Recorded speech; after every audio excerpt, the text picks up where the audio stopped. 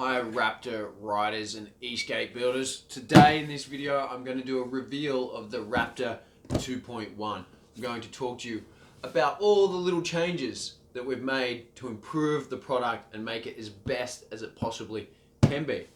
So let's have a look. Rightio. So I've already opened this box and removed the plastic and some foam that was on it, but essentially this is what you're going to get if you've ordered a Raptor 2.1. So let's start from the top and work through all the changes. What have we done to improve this product? So for those with a keen eye, you might see slight difference with the handle here. We've actually made the handle slightly longer. We've also added a slight bump in here. This is mostly an ergonomic feature so that when you've got your hand around it like that, it's more comfortable to grip. It's more rounded as well. So it really does make a huge difference there, that little bit of extra thickness. Now the position of the handle has also changed. With the Raptor 2, what we did is put the handle in the center of the wheelbase. So approximately here, the center of the handle was there. So as you can see, it's just over an inch. We've moved the handles back that way. And that's mostly because we got some really huge, powerful motors at the rear end, and it really is a little bit butt heavy. So we moved the handles back that way to balance the weight across these four fingers. But yeah, now basically the handle is actually centered. If you look at the total length of the deck, the center of the deck is actually where the handle is. So it's actually looks quite good aesthetically. I was worried about this. I thought maybe it would look weird, but when I first opened this up, it didn't look weird at all. It's symmetrical, which I think helps, and it feels great. So overall, that's worked out really well. I'm happy with it, and I think anyone who's ever ridden a skateboard knows you can't ride it everywhere. Eventually the path stops, or there's steps, or you want to go into the mall and buy some things, or pick up the skateboard and walk with friends, or get onto public transport like a train, and you've got to carry it. I mean, that's the facts, guys. And this thing is 11 kilos. It's really heavy. I don't know what that is for you American viewers, but it's heavy. High performance electric skateboards and lightweight don't really go together. We've got one of the biggest batteries in the industry. We've got huge oversized hub motors, and all the rest of our hardware as well is beefed up. It's really, we're not really thinking about weight. But anyway, let's get back to the point. The handles are here because the board's heavy. You will need to pick it up from time to time, and now it's super comfortable, and I think you can carry it around a little bit longer without hurting your hand. Okay. Let's see what else is different. Let's just turn it onto the side here for a little bit. You might not be able to see that. Let me just come a little bit closer. We have some really subtle blue accents in the deck. We've basically taken two of the Canadian maple layers in the deck and dyed them blue because that's the color of our logo, right? I think it's pretty classy. It doesn't detract from the stealthy look of the Raptor 2. And it helps differentiate, sorry about that, differentiate between Raptor 2 and Raptor 2.1. So let me know what you think in the comments below. Do you like the blue? Well, we're not changing it. That's how it is. But anyway, I like it. I think it's good. What else can we notice here? So if you have a look at the rear motor here, you'll notice there's no nut. The previous design of these motors fit over an axle that was screwed into the rear hanger. This new upgraded motor design has an integrated axle. The axle is a single piece. It's inside the motor, and it's 15mm diameter. So over the years, from the earliest Raptor 2 to now, we've made several changes to the rear axle. Mostly because some of the first ever ones we built weren't strong enough. And we took that feedback from our customers. We spoke with our engineers, we spoke with our production team and our factories, and we constantly make changes to improve the product, to make it more durable, to make it the best it can be. So we haven't stopped, we've done it again, we've made changes. Let's flip it over and I'll go into more detail about that, and I'll actually show you the previous axle there. It's quite a beefy axle, but you can see it's a threaded axle. Let me bring it right up close. So it's got thread on this section, and it used to screw in to the rear hanger. This new updated design has a solid single piece axle, and there are no threads on it. The threads actually can reduce the diameter and it becomes a weak point. So we've eliminated the weak points, and the way it fits together now is you can see there's 8 bolts on the top here. That whole plate comes off and there's no more threading axles in or anything like that, which makes assembly much easier. It makes replacing motors much easier, and it makes the whole assembly stronger as well, because you can actually fit the thicker axle. We've beefed out the rear hanger. It's substantially wider. Here's one of the earlier editions. I don't know if you can see that. Let me bring it up a little bit closer again. So you can see it's nearly double the thickness. So we've just gone all out. We just want to make the strongest, most durable drivetrain assembly we can, and it's looking great.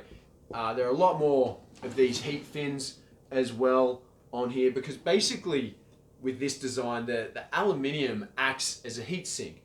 It's quite thermally efficient as a material, and the heat from inside the motor gets extracted through a copper heat pipe through the center of the axle into this bulky aluminium rear hanger that has all the heat fins, and then the heat dissipates. So the idea behind this design is rapid cool down times. If you're a big heavy rider, you're hitting hills, you're riding hard, you can really get some heat in the rear assembly here.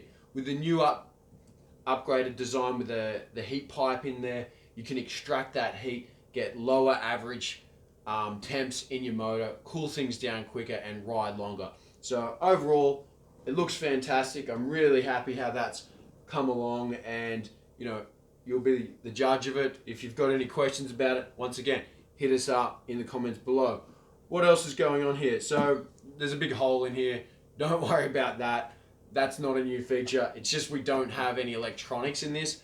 This was more like a mechanical sample, not an electronic sample. I've got all the stuff. I'll put in it later and we'll test it out, that's for sure.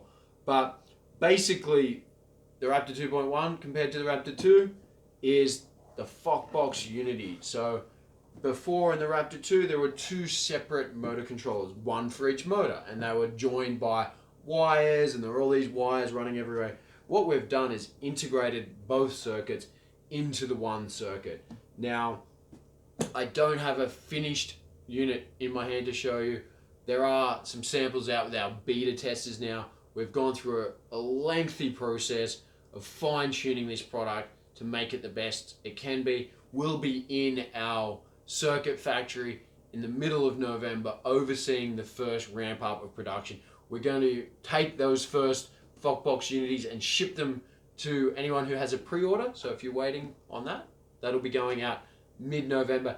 And the rest of that production quantity comes to our Raptor assembly factory. We put it in the Raptor 2.1s, and we oversee the first Raptor 2.1 ramp up of production mid-November, and then we'll be starting to ship out at the end of November through to December and the start of January. So if you're at home watching this and you have a Raptor 2.1 order and you're wondering what's going on, that's the plan. That's what we're going to do. And of course, as usual, we'll update everyone with videos and emails and everything as the weeks go by into January.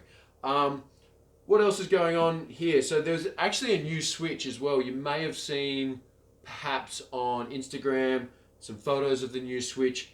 In the Raptor 2, it was a rocker switch, which basically was a mechanism that when it was on, it flipped that way. When it was off, it flipped that way.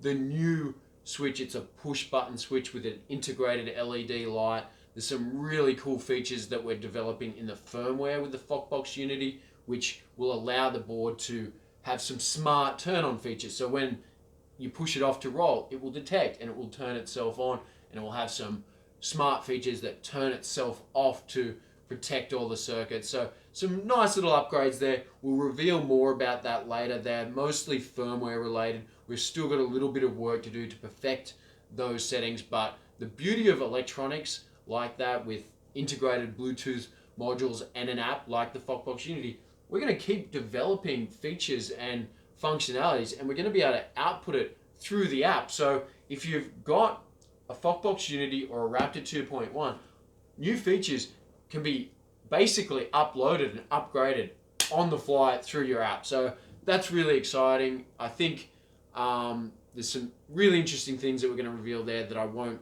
go into full detail, but basically the options are endless, and it's going to be open source as well. So other people are going to be able to help us develop it and make it truly the best electric skateboard software and motor control system on the market. So get your order in for the Foxbox Unity if you haven't already. It's still on sale. The price is low. It's only going to go up, guys. Free shipping at the moment, so get your order in. Okay, back to the Raptor 2.1. What else have we got here? The front trucks, you can see they look very much like the other ones, but these have actually got a solid steel through axle. The previous design utilized separate axles, not that dissimilar to this design, where there's a thread on there and you thread it into the hanger. We've gone away from that. A solid through axle will be more robust over time. It will be better. It's tried and tested and true method. So that's the only notable difference in the front end there. Otherwise, that's about it. If there's any questions about the Raptor 2.1, be sure to hit the comments up below, subscribe, and do all that stuff on this channel so you get the next updates that we're going to do. In terms of performance, when you're riding a Raptor 2.1 or a Raptor 2, if you have them side by side, you're not really going to see any difference in performance. The top speed, the hill climbing, torque, everything is basically going to be the same. Most of the changes we've done here is because we've got customers who are passionate about this sport and about this product, and they feed back information and tell us where we can do things better. We're always listening. We're always taking that information and working out how to integrate it into our designs. And we're never going to stop changing stuff. We're never going to stop improving our products, even though my production manager hates that fact. But that's how it is. You know, we're a small company. We can make changes quickly. And the Raptor 2.1 will be followed by a 2.2 and a 2.3. We're not going to stop here, guys. Keep telling us how to make better products. We're listening. But until then, the Raptor 2.1 is available for pre-order now. Shipping will commence in the end of November. And that's about it for now. See you later. Bye.